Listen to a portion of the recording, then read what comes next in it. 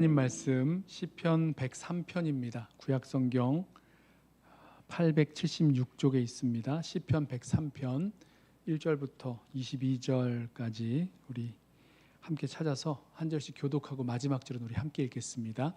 시편 103편 한 절씩 교독합니다. 내 영혼아 여호와를 송축하라. 내 속에 있는 것들아 다 그의 거룩한 이름을 송축하라. 내 영혼아 여호와를 송축하며 그의 모든 은택을 잊지 말지어다. 그가 내 모든 죄악을 사하시며 내 모든 병을 고치시며 내 생명을 파멸해서 속량하시고 인자와 긍휼로 관을 씌우시며 좋은 것으로 내 소원을 만족하게 하사 내 청춘을 독수리같이 새롭게 하시는도다. 여호와께서 공의로운 일을 행하시며 억압당하는 모든 자를 위하여 심판하시는도다.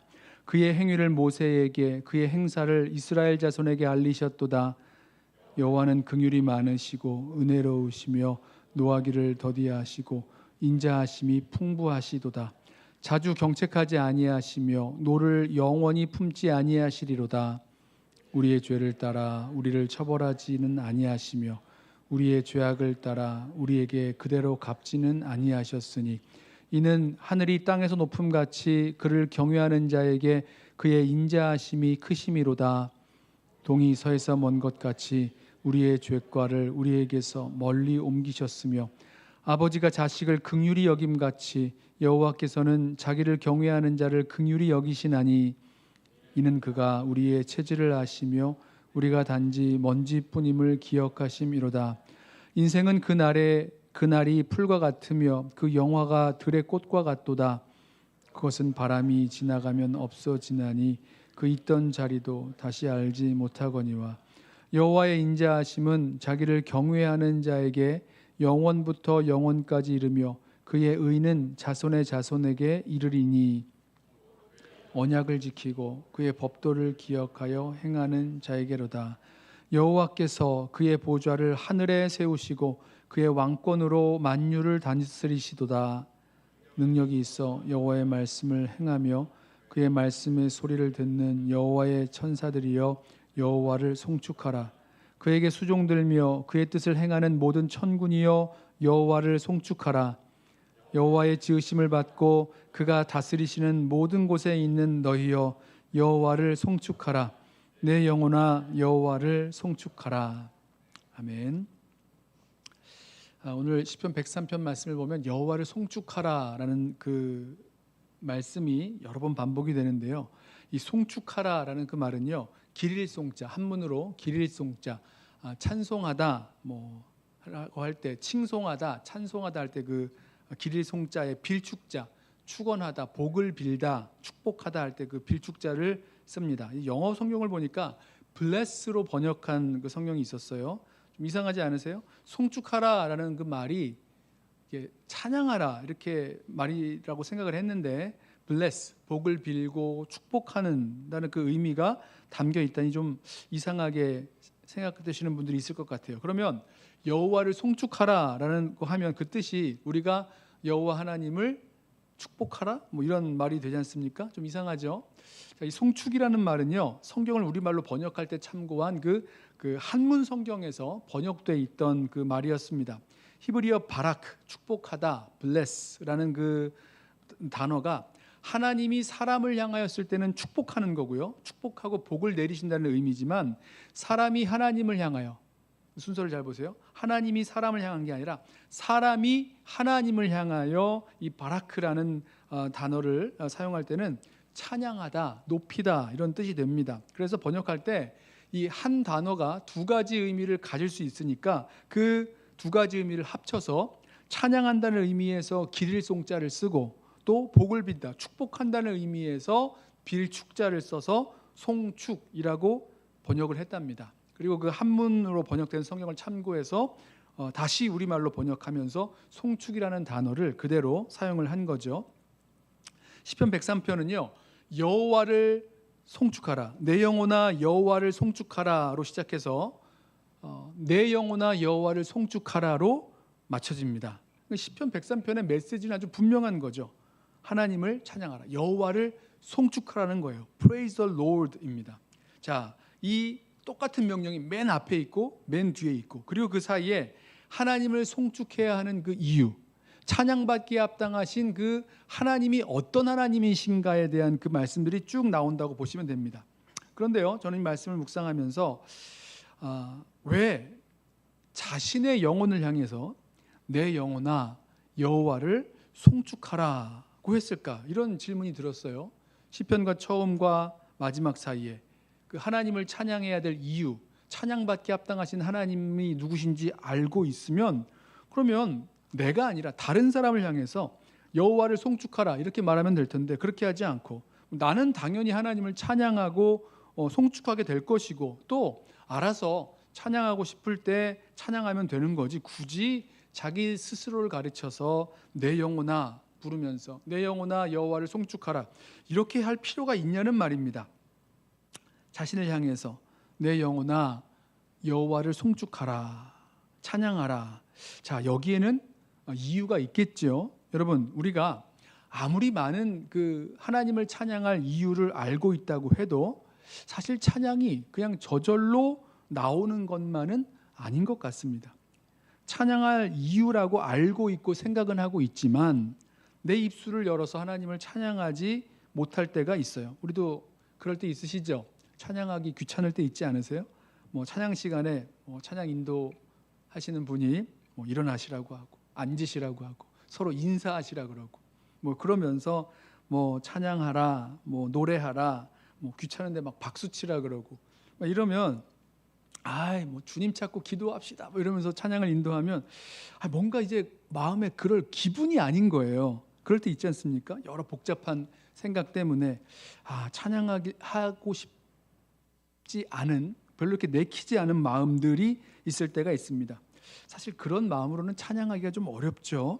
마음이 막 냉랭해져서 찬양해봤자, 아니면 예배를 드려봤자 그냥 그렇고 그런 거지, 지금 찬양한다고 뭐가 달라지나, 내일 학교 가고 직장 가고 그러면 또다시 어려운 문제 속으로, 복잡한 풀리지 않는 그런 문제 속으로 다 들어가게 될 터인데 이러면서 찬양을 하지 못할 때가 있습니다.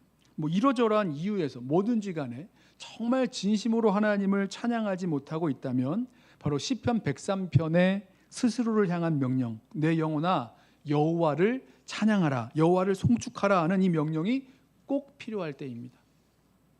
하나님의 구원의 은혜도 알고 하나님께서 보호하시고 인도하시고 여기까지 오게 하신, 나를 붙들어 주신 그 은혜도 받았고, 그래서 누구보다 하나님의 은혜가 많이 받은 것을 내가 알고 있고 하나님을 찬양해야 할 이유가 있음을 알고 있는데도 찬양이 식어버렸고 찬양이 멈춰버렸다면 사실은요, 하나님께 받은 그 은혜를 잊고 있다고 말씀합니다. 오늘 말씀 2절을 보세요. 내 영혼아 여호와를 송축하라, 내 속에 있는 것들아 다 그의 거룩한 이름을 송축하라. 그러니까 스스로 하나님을 찬양하라는 그런 명령을 거듭 말해놓고는요, 그 이유가 무엇인지 그 힌트를 2절에서 줍니다.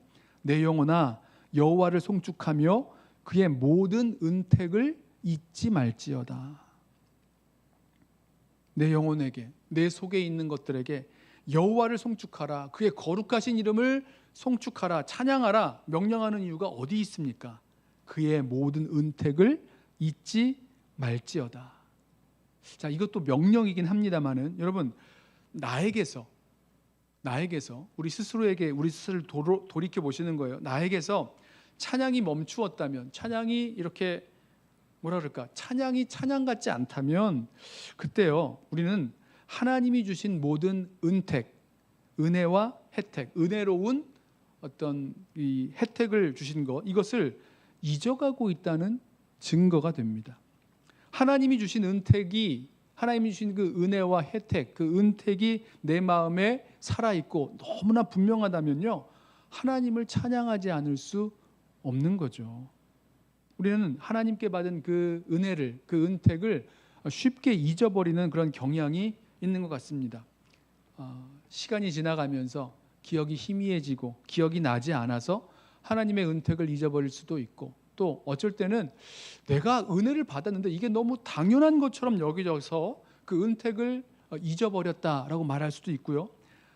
때로는 이 은택이 아니라 내가 받은 것이 내 힘으로 이룬 것이다라고 생각하면서 하나님이 주신 은택을 잊었다라고도 할 수 있고, 또 어쩔 때는요, 뭔가 하나님을 향한 불평과 불만이 가득 차 있어서 그 불평 불만하느라고 이미 받은 하나님의 그 은혜와 사랑을, 은택을 잊었다라고 할 수도 있을 것 같습니다. 자, 뭔진 모르겠어요. 뭐든지 간에 하나님의 은택을 잊게 되는 우리들의 마음의 경향들, 생각들, 자, 바로 그럴 때 놀랍게도 하나님을 향한 우리의 찬양은요, 우리가 받은 그 은택을 다시 생각나게 하고 생생하게 기억나게 하고 또 살아나게 합니다. 그리고 마음에 하나님을 향한 찬양과 감사와 이 찬양이 우리들 마음속에 이렇게 차오르게 되는 일이 시작됩니다. 바로 그게 찬양의 능력이죠.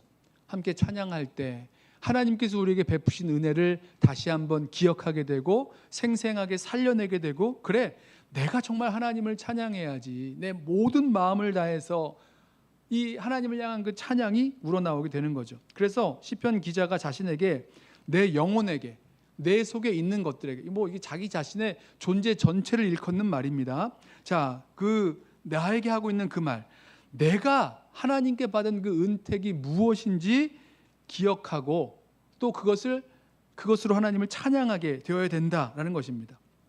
자, 어떤 은택을 받았는지 한번 좀 들어보세요. 여기 3절부터 보시면 이제 네라는 말이 나오는데, 너희죠. 네라고 붙은 말들을 들어보세요. 이건 결국은요, 내가 하나님께 받은 은택이 무엇인지를 말씀하는 겁니다. 그리고 그것이 바로 하나님을 찬양해야 할 이유들 되는 거죠. 3절 보십시오.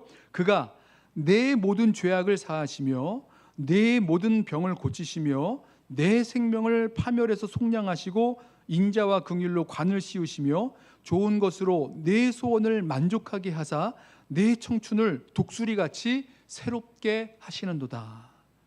얼마나 많은 내가 등장합니까? 사실 이게 나예요.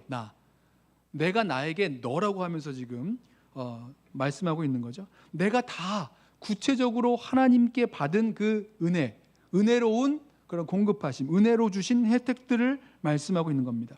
하나님이 내 죄악을 따라 심판하고 벌 주지 않으셨어요. 대신 나의 모든 죄악을 용서해 주셨습니다. 하나님이 내가 병들어 죽어갈 때 내버려 두지 않으시고 오히려 그 병을 고쳐주셨어요. 모든 병을 고쳐주셨습니다. 하나님은 내가 위험에 빠져 있을 때, 기가 막힌 웅덩이와 수렁에 빠져 있을 때 건져내셨습니다. 그리고 왕에게 왕관을 씌우시듯이 인자와 긍휼로 관을 씌우셨다.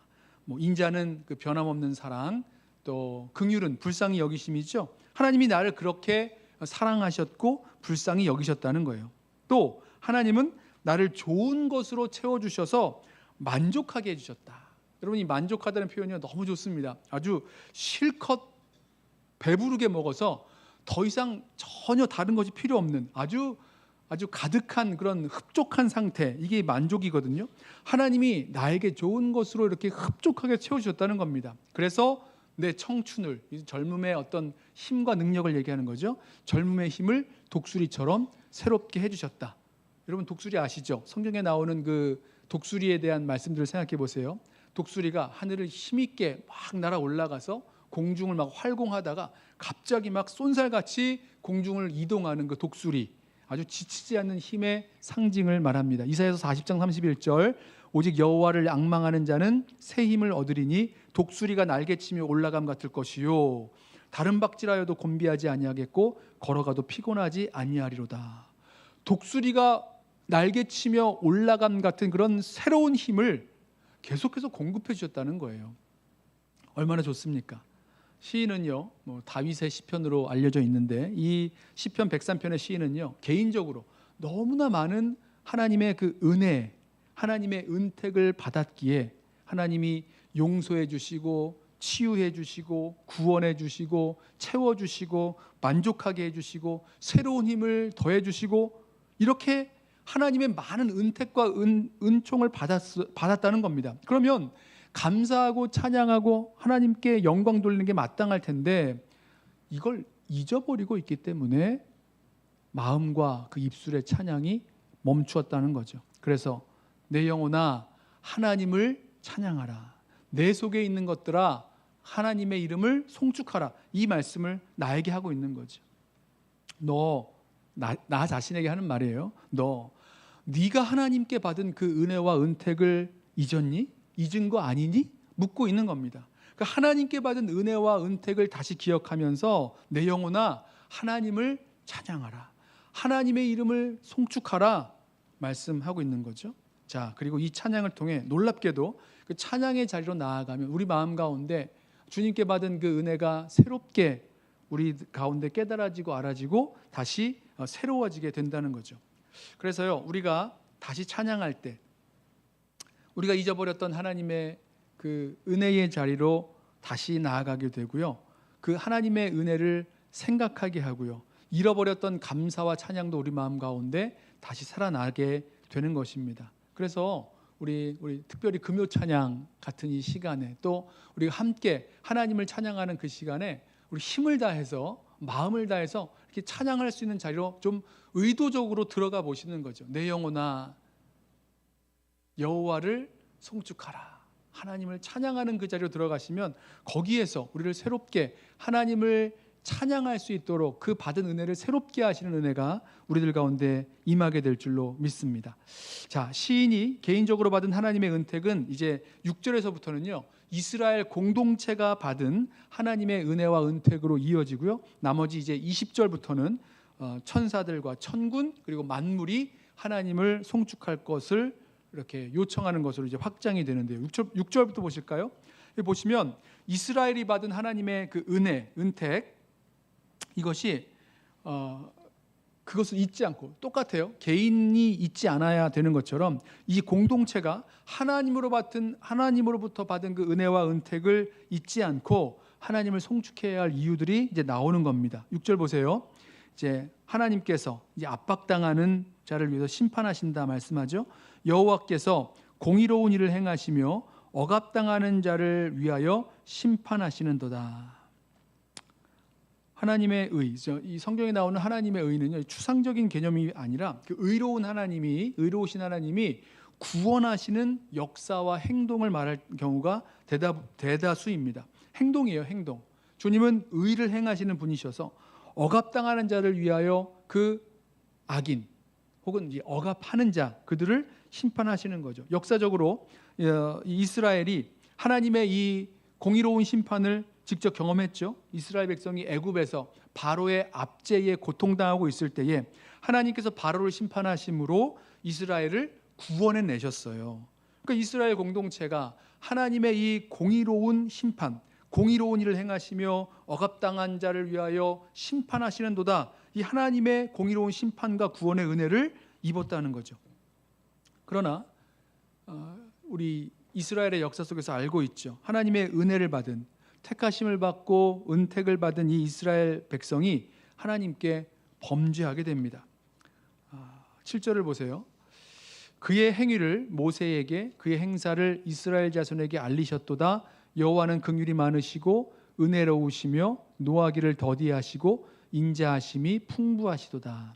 자, 이 말씀의 역사적인 배경이 출애굽기 3장 4장에 나오는 그런 금송아지 숭배 사건에 대한 이야기입니다. 모세가 율법을 받으려고 시내산에 40일 동안 올라가 있는 동안에 이스라엘 백성은 모세가 내려오지 않는다고 하면서 걱정하면서 금송아지 우상을 만들어서 숭배를 했습니다. 하나님이 이걸 아시고 이스라엘을 진멸하겠다고 모세에게 말씀을 하세요. 그런데 이제 모세의 그 중보기도로 그 이스라엘은 하나님의 진노를 피할 수가 있게 된 사건이요. 그때 하나님께서 다시 그 십계명의 그 돌판을 주시면서 모세에게 하신 말씀이 있는데 그 말씀을 지금 8절에서 인용하고 있는 거예요. 출애굽기 34장 5절 말씀 보면 이렇게 말씀하셨습니다. 하나님께서 자기 자신에 대해서 스스로 계시하시는 말씀이에요. 여호와께서 구름 가운데 강림하사 그와 함께 거기 서서 여호와의 이름을 선포하실세. 여호와께서 그의 앞으로 지나시며 선포하시되 여호와라 여호와라 자비롭고 은혜롭고 노하기를 더디하고 인자와 진실이 많은 하나님이라. 인자를 천대까지 베풀며 악과 가실과 죄를 용서하리라. 그러나 별을 면제하지는 아니하고 아버지의 악행을 자손 3, 4대까지 보응하리라. 보세요. 이스라엘이 우상 숭배로 하나님 앞에 범죄했을 때 그때 진멸하지 아니하시고 다시 하나님 백성으로 살아갈 수 있는 그 기회를 주셨어요. 함께 그 광야길을 걸어갈 수 있게 하셨어요. 그 하나님이 누구십니까? 자비롭고 은혜롭고 노하기를 더디하고 인자와 진실이 많은 하나님이시다라고 하나님께서 자기 자신이 누군지를 이렇게 모세에게 계시해 주고 계시는 것입니다. 하나님께서 자신의 성품이 어떠한지 모세에게 계시해 주시는 내용, 하나님의 자비와 은혜와 오래 참으심, 인내하심, 노하기를 더디하심, 그리고 인자와 진실이 풍성하심, 이것을 말씀하고 있는 거죠. 여러분, 우리 알고 있습니다. 이스라엘이요 한두 번이 아니었어요. 하나님의 뜻을 알면서도 하나님의 뜻을 거역하고 불순종하는 목이 곧은 백성, 완고한 백성들이었어요. 몇 번이나 그들의 죄와 완고함 때문에 심판받아 진멸당해야 했음에도 불구하고 하나님은 마음을 돌이키셔서 다시 한번 그들을 붙잡아 주시고 이스라엘 백성을 붙잡아 주시고 그들의 죄를 따라 갚지 아니하시고 인자와 긍휼로 용서하셨습니다. 자, 그 하나님의 모습이 이제 9절부터 다시 한번 설명이 됩니다. 9절, 자주 경책하지 아니하시며 노를 영원히 품지 아니하시리로다. 우리의 죄를 따라 우리를 처벌하지는 아니하시며 우리의 죄악을 따라 우리에게 그대로 갚지는 아니하셨으니 이는 하늘이 땅에서 높음같이 그를 경외하는 자에게 그의 인자하심이 크심이로다. 동이 서에서 먼 것 같이 우리의 죄과를 우리에게서 멀리 옮기셨으며 아버지가 자식을 긍휼히 여김같이 여호와께서는 자기를 경외하는 자를 긍휼히 여기시나니. 보세요. 이스라엘이 죄인 되었을 때에 어떻게 하셨습니까? 하나님은 이스라엘을 불쌍히 여기셨어요. 아버지가 자식을 긍휼히 여김같이 이스라엘 백성을 긍휼히 여기셔서 불쌍히 여기셔서 이스라엘을 그 죄를 따라 처벌하지 아니하시고 죄가를 멀리 옮기신, 동에서 서가 먼 것처럼 죄가를 멀리 옮기신 그 하나님의 은혜, 사랑, 용서하심. 자, 바로 그것을 기억하는 순간이 지금입니다. 만약에 그때 이스라엘의 그 죄악을 따라 그대로 죄과를 갚으셨으면 어떻게 됐을까요? 지금 이스라엘 백성은 있을 수가 없는 거죠. 이스라엘 백성이 존재할 수 없는 것 아니겠습니까? 자, 그때 이스라엘 역사 가운데 실제로 하나님께서 그 죄를 용서해 주시는 그 하나님, 죄악을 그 죄값을 따라 그대로 갚지 아니하시고 노하기를 더디하셨던 그 하나님의 모습들, 바로 하나님의 은혜의 역사인 것이죠. 좀 비슷하죠. 그 개인을 향한 그 하나님의 죄를 용서하시고 그 죄사함의 은혜를 베풀어 주신 것처럼 이스라엘 공동체를 불쌍히 여기셔서 죄악을 따라 갚지 아니하시고 용서하시는 그 은혜를 베푸시는 모습이 너무나 비슷합니다. 바로 이 은택을 잊지 않을 때 이 공동체 전체가 하나님을 향한 찬양이 나올 수 있고, 찬양 가운데 우리가 받은 그 죄 용서의 은혜를 기억하고 다시 또 사랑하고 기억하고 하나님의 사랑을 확신하게 될 것입니다.